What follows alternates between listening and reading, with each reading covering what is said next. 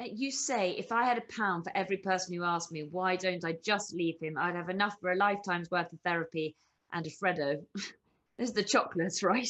That's a little Lighties joke for little Lighties kids there. Um, exactly. But so are you aware whilst you're in it?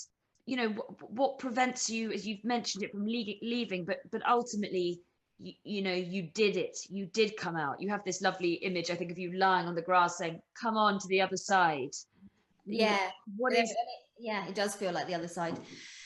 Yeah, what, sorry, I cut you off there. So yeah, what's the difference, or how do you get out? How do you... I suppose eventually it's like the you just have this moment of clarity, and I think that all the things you've said, you know, people can understand why, despite what your friends are saying, despite what you might read, it is so impossible when you're in these sorts of things to get a sort of hold on the reality of it. So, but eventually you did it, and I just wonder what your kind of, I suppose, advice and how that happened, how you had the clarity, and what your advice is for others.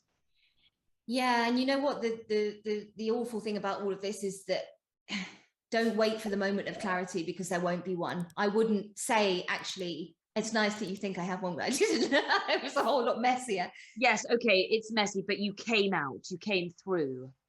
Yeah, which I'm, obviously massively grateful for. But, God, when you can read, you can read books like this and it will help you become aware.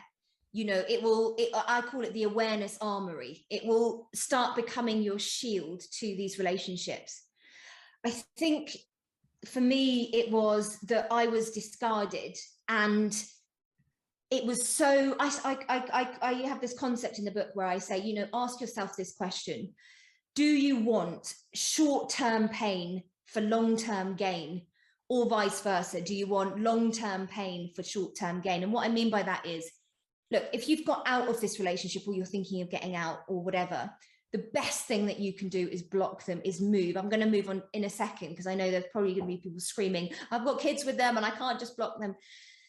But if once you're out, you're at you're very vulnerable. The rates of, well, we won't even go into it, but, the rates of awful abuse that happens to women post, or victims post separation, is, sky high. But ask yourself, if I contact them again, or if I get in touch with them again, or allow them back in, you're in so much pain at that point that that's what you want. You want that pain to finish, even if deep down you know that it's going to get you back into this awful relationship. But just ask yourself, if I just hold out with this pain that I have now with not speaking to them, then it's going to be short term in the grand scheme of things, a short-term pain for a long-term gain of healthy, happy love.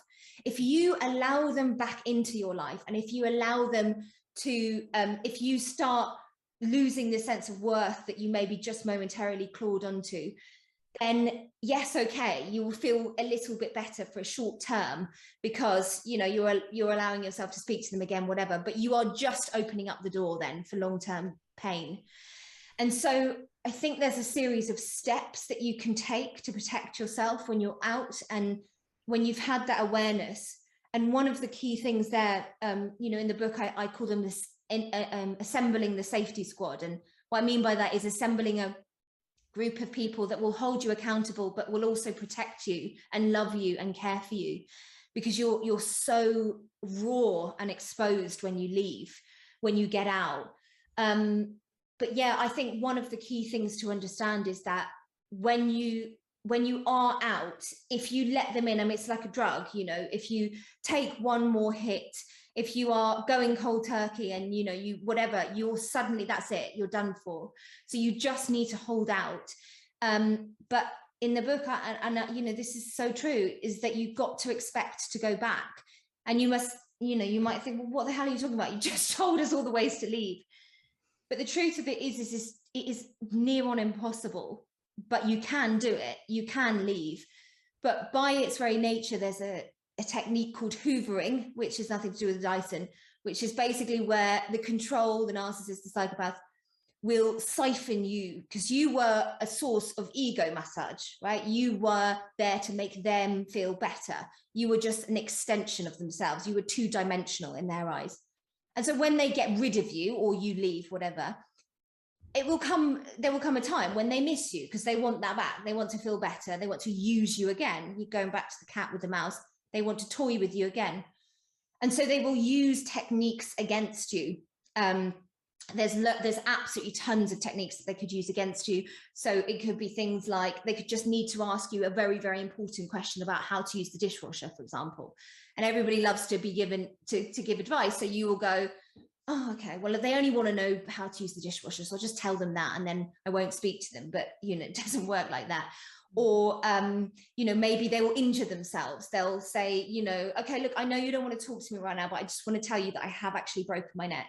Don't worry, don't talk to me, but I have broken my neck. So of course you're vulnerable and you're going to go, oh God, that's awful. Let me, you know, my baby, I'm still here. But then that's it, you know, it's too late by that point. So awareness is the key, and intuition, or lady gut instinct, as I call her in the book, is the key to getting out of this. 15 minutes or so to go. Some brilliant questions. I'm pleased to see that my next question and Natalie's question are the same. And it's one of the things you address brilliantly in the book. And I'm sure many people will want the answer to how you help a friend or a loved one or a family member when you can see them stuck in a relationship like this. And you've got some great advice in the book for that. Yeah, there's a chapter called Why Don't You Just Leave Them, which is directly to friends and family members. And there are things in that chapter, for example, where you know, one of the key things being, you know, be as judgment-free as you possibly can be. You know, if you start insulting the perpetrator, you know, what a twat, I can't believe they treated you like that, you deserve so much better, what a dickhead. Actually, what you're doing is you're playing straight into their hands. So what will happen is you know, at some point, like we talked about in isolation, the perpetrator is going to say things to you like, none of your friends like me anyway, you know, it's not fair on me, I'm never given a chance. And then you've got a friend who's actually trying to help you, and you might think, well, actually, you know, maybe he was right, you know, maybe he's not such a bad guy and my friends do dislike him for no reason. So I would say the thing to do is to be as much of a listening ear as possible. If they are wanting to talk to you, then allow them the space to talk. But if they're not and they want to talk about what's on EastEnders that night, then let them talk about that. You know, you don't just have one opportunity to get them out of this. It can take years, you know, sadly, it can take years. But I think being ready, and, you know, by the nature of isolation, the perpetrator wants to alienate the victim. So be there and always communicate with them, even if you don't hear back. You know, I'll try and call them a couple of times in the week. Just let them know that you're here and you're not going anywhere.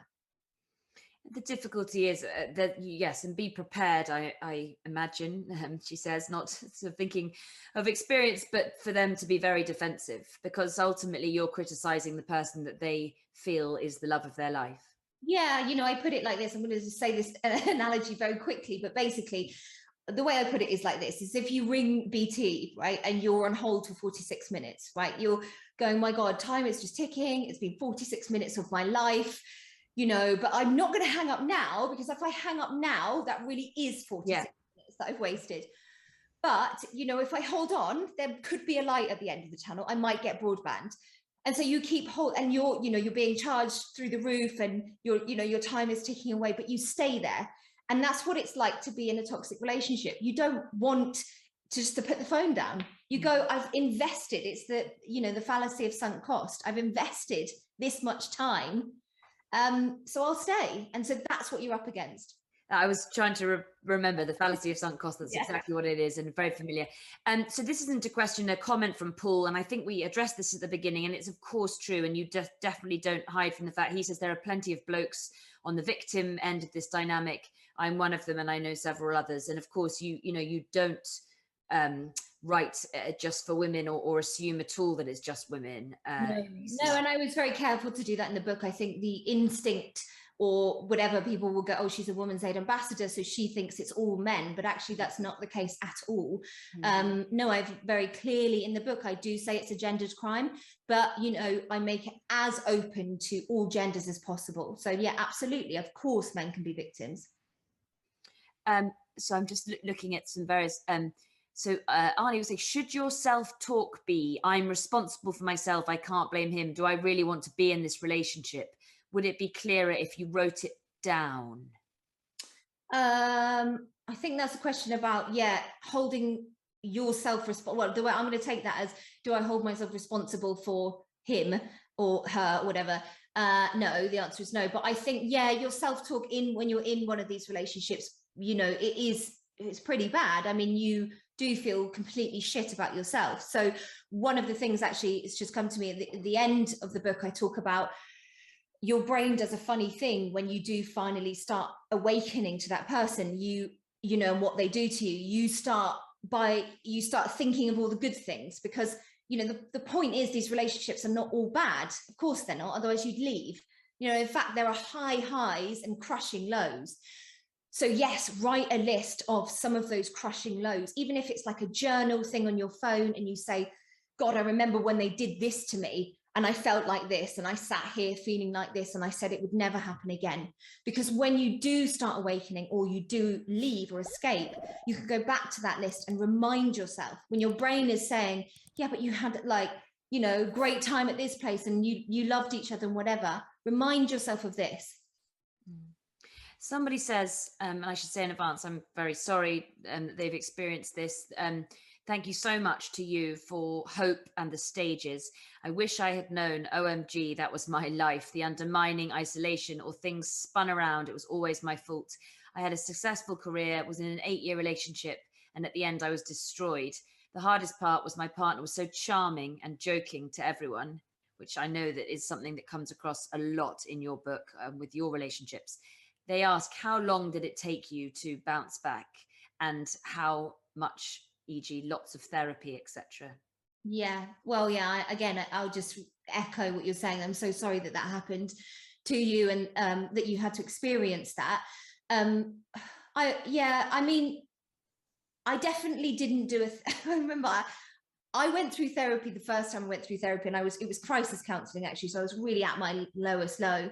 And I was talking to one of my best friends, Suk, and I remember saying to her, she's like a wise woman, Suk, she's a brilliant comedian. And I said to her, because I had 6 sessions, and I called her up and I went, well, mate, I've just done the 6 sessions, so that's me ticked off therapy. She was like, Maddy, it doesn't work like that. So me, I bloody love a tick list, right? So I thought, oh, that's me done. Yeah, but actually what happened was I went through that really hard course, 6 phases as kind of CBT, crisis counselling. And then I took a bit of a breather, and I did a lot of things, like I did journaling, and I took myself away from situations which, we haven't touched on this yet, but, I'm sure that the person asking this question knows PTSD and intrusive thoughts, and they can rule your life. You may be out of the relationship, but you could have years of these intrusive thoughts. You may think you see them on the underground or whatever. And so you feel like you're still in this relationship. And I would say at those points, I kept working through what was happening. I kept journaling, and I had a remote counsellor. And I did, if you type in talking therapies, at the time I was completely penniless. And I typed in talking therapies, which is free on the NHS, and I found the most brilliant therapist and counsellor who helped me. There may be a really long waiting list, but I would just, really hope that you could stay and just wait, because it's worth it. And I worked with very many different counsellors. I would say I'm loath to put a time scale on it, really, because I think it's different for everyone. But I certainly spent 2 good years by myself, processing and becoming aware and consuming research and writing a book, because I didn't want it to happen again, and it hasn't. So that was the kind of the turn for me, was when I stopped focusing on, I asked myself the question, instead of how do I feel about them, how do they make me feel about myself? And if the answer was anything like a bit shit or a bit upset, then I walked away. I'm just going to sort of see, and as I said, if I don't get to your question, I am sorry. There are so many, and I hope that people asking will have the book arriving on their doorsteps, if not already, and will find, from what I can see, that the answers are to their questions are certainly there. Claire was asking you who are some of the women that you looked up to throughout the 10 years you went through these relationships, and did you have various women you looked up to or idols in this as you went through the experiences? Yeah, and my family, my family really were, women and men, my dad, my mum, my sister, my twin, they were rocks all the way through. But, as we've touched on, the nature of abusive relationships, of emotional abuse, is that you don't want people to know what's happening because of the shame, the toxic shame of it. So actually that all happened much later for me, when I finally shed that toxic shame and I stopped blaming myself, yet I took accountability. What I mean by that is I said, enough is enough. I'm going to do something to stop this.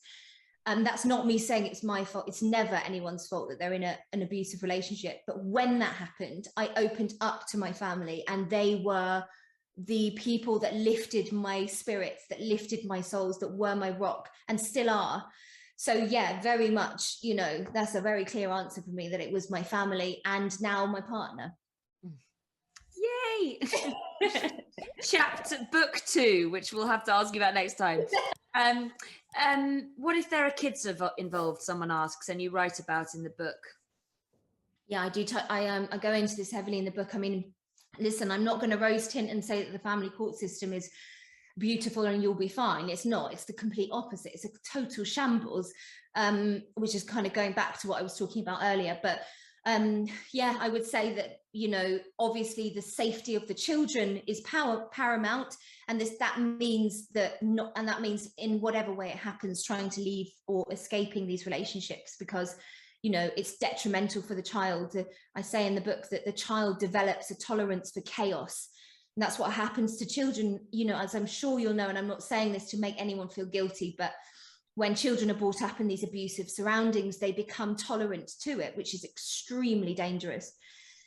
So if you've made the decision, I lay out in the book a safety plan that can happen, that you can do, and you can, even if you've been isolated, there are refuges that you can take your children to. It's completely underfunded, but that doesn't mean that there's not a way out. So Women's Aid have got an amazing directory on their website. Refuge, the National Domestic Abuse Helpline, will be able to help. They can find refuges and they can get you out. I wanted to ask you go into a great deal of detail in the book about your relationship with someone you call Damien. Clearly the name has changed. Yeah. Yeah. How did you feel doing that? And just on a personal level of just fascination from me, has that had any repercussions? No, and like I said at the beginning, it's not a kiss and tell, and it's not a revenge book. I had to use my story. The way I've structured the chapters is that I've got a kind of a memoir, which is, what happened to me. And then I've got a science. So I dissect what we've just seen. And then I've got an analysis. So people can really go on my journey with me and go, oh shit, I've had this. And so that was merely the use of my characters, or I call them characters, but the people in my stories are to facilitate that process. They're never to go, well, let's all gang up and look at them. It's to go, well, look at look at the tools and techniques that they're using. So I think, yes, of course, there was an element of it being cathartic, but it was never and it was painful at times to, It was painful to write, and I had to make sure I was feeling secure and safe. And I've been so blessed with my literary team, Bluebird, Carol, Jess Stuff, everyone, Anna. I've got a team of empowered women, who are literally going, come into my nest, let's all do this together. So I did feel very protected in order to be able to be vulnerable and to write the book. That feels to me like a place I'm going to end, because it's a lovely lift up of other women. And also you say painful, but I think therefore it shows just what a very brave book it is to write, actually. And as I said at the start, very brave and very important. And I think will give a voice and a sort of feeling of, oh, I'm heard to a lot of people who read it, which makes me feel quite emotional saying so. But I'm sorry if I didn't get to your questions, and thank you for your comments, the people who've left comments, and I'm sure that they will be answered, as I said in the book. And perhaps we'll just have to, do another event, come back, more questions. I think it's such an important subject, and Thank you so much indeed, everyone, for coming this evening. And Maddy, thank you so much. And as I said, happy publication. I hope you can go and have a well-deserved drink now. Thank you. Thanks everyone so much for coming.